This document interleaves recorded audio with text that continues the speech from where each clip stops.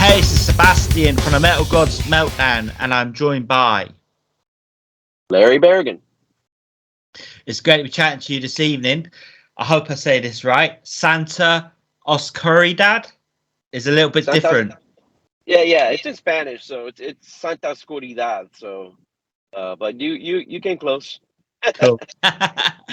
It's quite a lot different from your main band, Helstar. What's the response been like from your fans and media to Santa?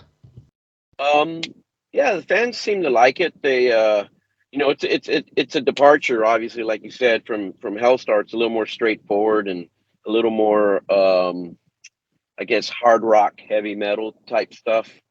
Where Hellstar is very kind of uh, intricate songs, and just a lot heavier. And the other guitarist, Rudy Rocha, he plays Tejano music, which is like a kind of a traditional Tex-Mex music of from it's regional for our area, and so it's a big departure for him because he does they all sing in Spanish, but the songs are like kind of like polkas and cumbias and stuff like that. So um, for both of us, the fan base is like, wow, I didn't expect for you to do a project like this. And when for the most part, once people see us, they're uh, they're very happy. They like it. We've done a few shows where it's like predominantly English speaking audience, and they always walk away buying CDs and buying T-shirts. So we must be doing something right.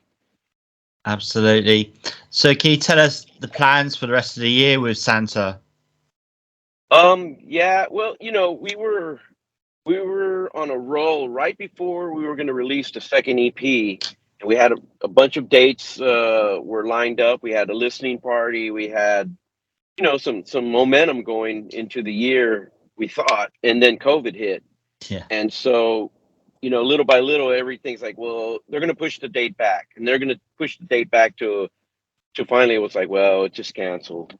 And so that EP basically it died, without being able to promote it. We did a couple of videos and then just said, let's just start from square one again, and let's start writing for another EP, which is what we're doing right now. We finished writing all the songs. We just need to finish up recording everything. But that's coming along pretty good, actually. I'm hoping that by end of so by October we're done recording it and ready to probably put it, hopefully put it out. We do have we have started, booking those shows again that we missed out on down in the valley, which is like predominantly speaking Spanish speaking areas of Texas. Um, so that's coming up in September, and hopefully we get some momentum going again, and we're looking to try to go to Mexico next year, and um, so we're working on that as well. Uh, but yeah, I mean we're busy. We just um, like I said, like I always say, like man, it's just kind of like starting from square one. Once COVID just kind of knocked us into the ground. yeah, it did so many bands, didn't it? I mean, when you do get out playing live and that, would you think about doing like live stream so us guys over here in Europe and that can actually see you with Santa? Yeah, I mean, actually, we did a live stream from a studio that's here local in Houston, and that went over pretty good. But I think it's time to do a new one because yeah, we got like an hour and a half worth of music. So yeah, we need to probably schedule something like that, and maybe not do it like we did it like live for our audience here in the US and regionally. So I think maybe we need to do one with that where people from Europe and UK, and everybody can kind of watch it at a decent hour and not have to Yeah. get up at 3:30 or 4 o'clock in the morning to watch five old guys bang away. Yeah, I know what you mean, man. Absolutely. All right. Well, obviously, I'm going to go on to Helstar. It was 1981 when he formed them. That's so long ago now. How does it Yeah. feel to be in 2022 still relevant in the world of metal? It's not anything that you really think about. I think all the bands that were formed in that at that time. You look at Anthrax and Megadeth and Metallica and um, King Diamond was out at that time. All those bands are still around, Yeah. and I don't think that they're. I don't think they ever think about like, well, it's still relevant or whatever. I mean, it's just something that you just do and you keep doing it. Um, Obviously, our success was a little more limited than some of those other bands, but um, nonetheless, in Europe, we're quite successful. We can play big festivals and play decent sized venues here and there. So yeah, it's been 40 years of doing Hellstar, and if you would have asked me back then, yeah, I probably would have said, nah. By that time, I'm probably won't be playing anymore or anything. But it's something that you do it because obviously you love it, or you wouldn't do it, Yeah. and for me, that's paramount, and also the fact that I feel like we're still writing pretty good material. And if I felt at some point we're like, well, this is just not, because no one wants to make a bad album. And No. so I'm sure there's a lot of critics that out there that are like, well, I hate Glory of Chaos, it was thrash, and I hate King of Hell, and I hate this and I hate that.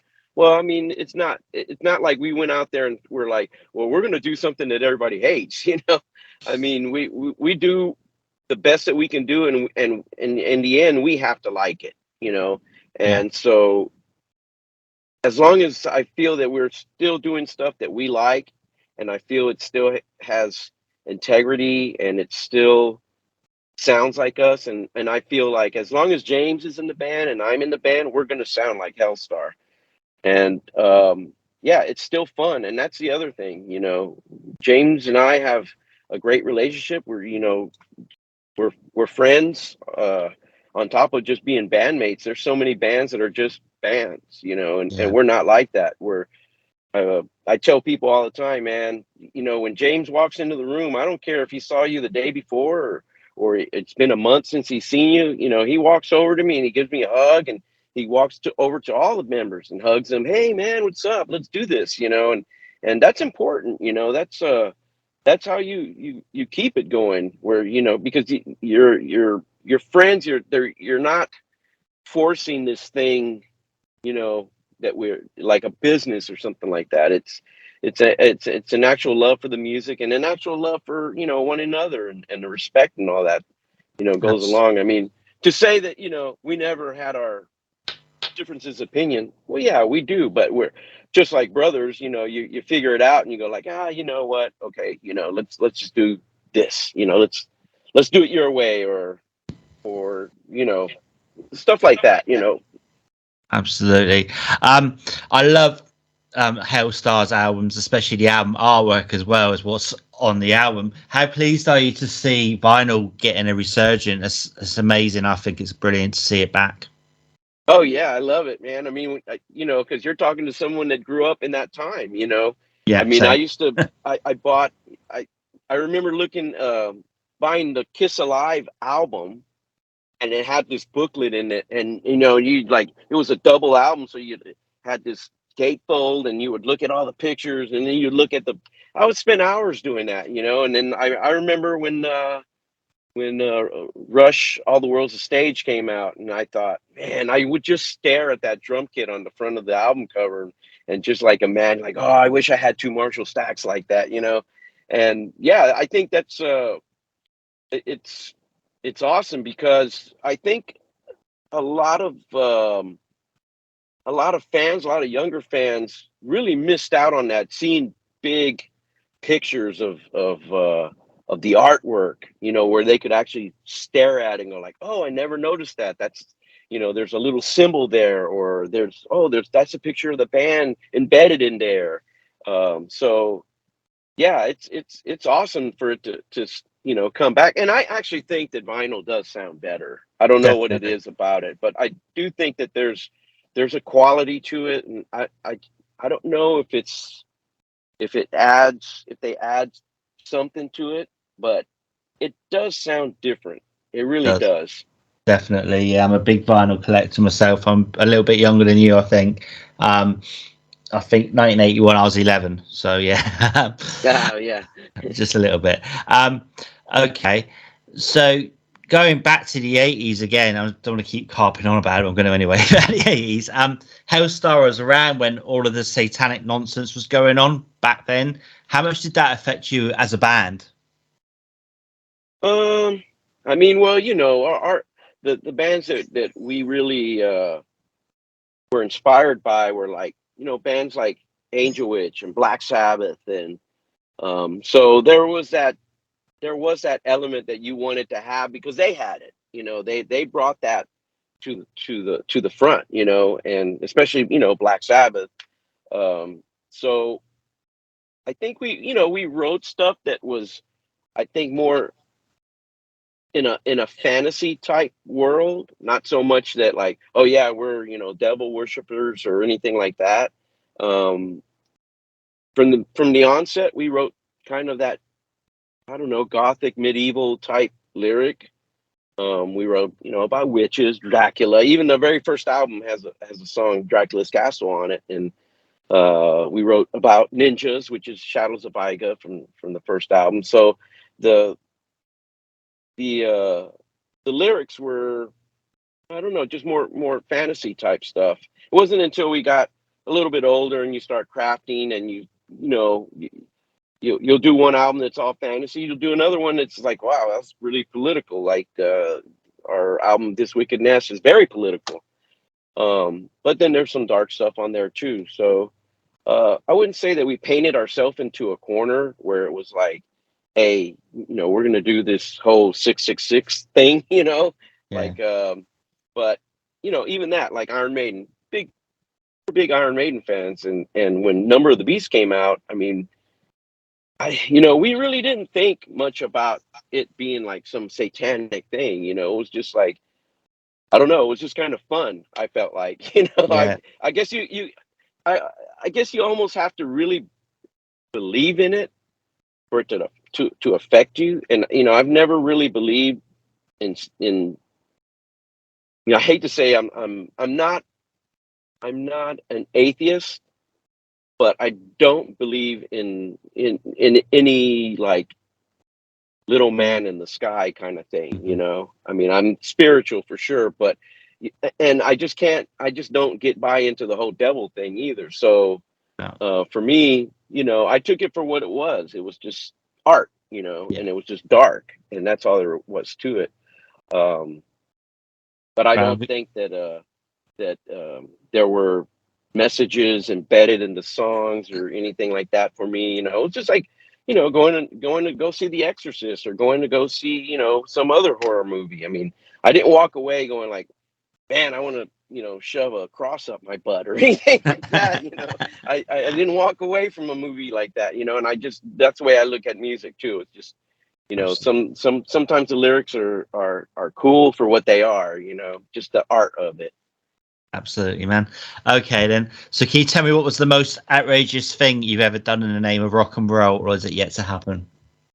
I guess it's yet to happen. I haven't done really anything crazy. I mean, it's the we were like no different than many bands. With we did the girls, and we dabbled in the drug scene and drinking and all that stuff. But you get older and you realize like, no, that's not gonna get us very far. And um, as far as doing something wild, I mean, not really, man. We've always been a band that just practices and writes, what we feel is good music, and the musicianship has always been kind of at the top of our list when it comes to the band. So I mean, as far as like jumping out of a plane or anything like that, no. I'm just, I guess we're all just ordinary, metalheads, just like everybody else. Okay, so going back to Santa then, if I was totally new to Santa Oscuridad, which track would you play me to introduce me to your band? Oh, I would probably play. Oh man, probably Bandera Negra. It's one of the songs on the second EP that you could kind of tell that the writing had progressed a little bit and that we had kind of gelled a little bit more as a band.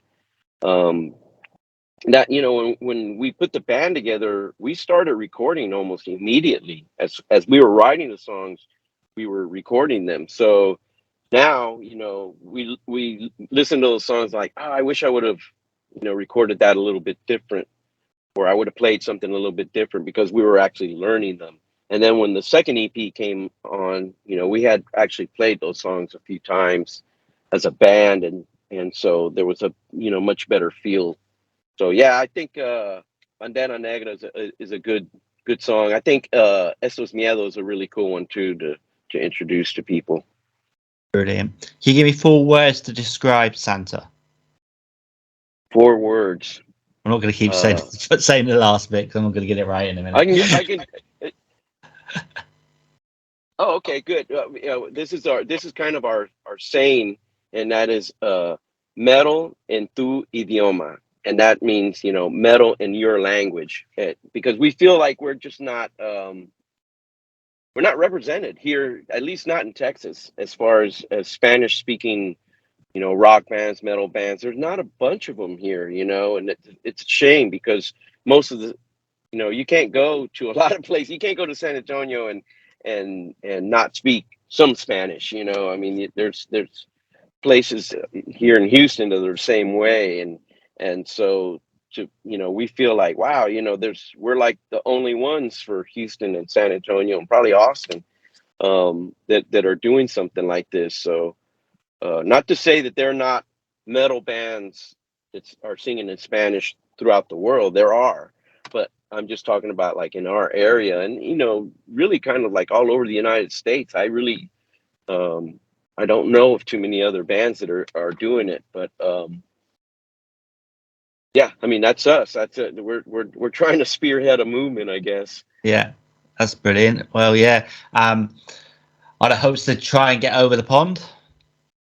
We'd like to. I mean, that's always the goal. I mean, Hellstars enjoyed going over quite often, but yeah, I mean, we'd like to go to Spain and maybe if we could play some festivals. The music is the music. It transcends. People just want to hear something that sounds cool, and I think that our songs are they translate very well. So. Um, just give us 30 minutes on the stage, man. We'll make you a believer. Brilliant. Okay. I've got 5 questions now, so it's either or either. The first one you've kind of answered, but vinyl or digital? Vinyl, Pizza or beer? beer, Festival or small intimate gig? festival, Saint or sinner? sinner. Last one, Joe Biden or Kermit the Frog? I guess they're one and the same, right? I'll go with Kermit. Wait, he can ride a bike, I think. Yeah. Right, man. I want to thank you so much for your time. Sorry for the mix up there. No worries. If you can do me a favor, if you can say to James, I'm sure you'll remember it's about 6 years ago since I spoke to him. But if you can say hi from Seb, that'd be great because he's such a legend. Do you have Yeah, any final words for your fans? no, just Sorry. no. My final words is like, hey, just give us a chance. Go out there and stream the album on it's all on all the platforms: iTunes, Spotify, Amazon, YouTube. There's a few videos out there on YouTube as well. And be looking out for some another EP coming out here soon. Helstar next year should have a new album out, as well as working on some dates in Europe. Haven't gotten over to the UK again. I really would like to go again, but it was a hassle going over there for just the one show, so Yeah, it kind of left a bad taste in our mouth. But no, I would like to go, man. I mean, we have a big fan base there as well, and you I just do. want to say thank you to everybody. Thank you to for taking time to talk to me as well, man. I really appreciate it.